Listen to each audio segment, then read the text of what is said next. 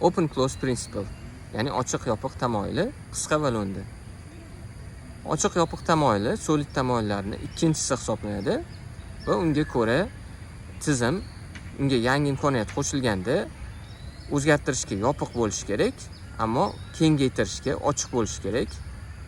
Misol uchun faraz qilaylik, bizda order klassi bor bo'lsa, ya'ni buyurtma berish uchun ishlatiladigan klass va biz buyurtmalarga holatga qarab turib har xil chegirmalar bermoqchimiz.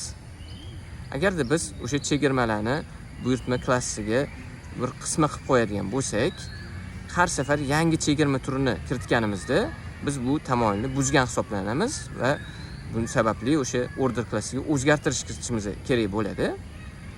Endi mana shu tamoyilga amal qilmoqchi bo'lsak, unda nima qilamiz?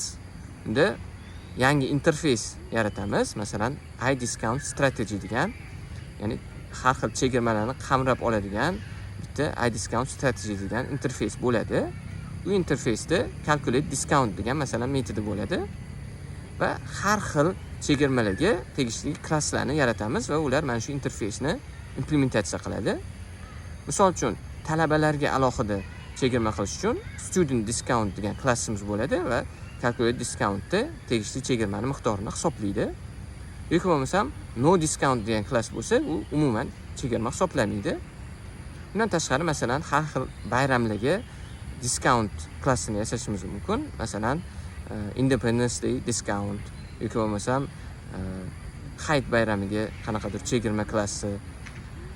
Holatga qarab har xil turdagi, demak, konkret klasslarni, chegirmalarni hisoblaydigan klasslarni e'lon qilishingiz mumkin. Lekin ular hammasi o'sha iDiscount strategy interfeysini implementatsiya qiladi va biz bu interfeysni o'sha order klassiga konstruktor orqali kiritib yuboramiz, ya'ni dependency injection qilib. Tashqarida esa holatga qarab tegishli klassni instantiate qilib, demak, uzatib yuboramiz. Mana shunday qilib open close tamoyilidan foydalanamiz.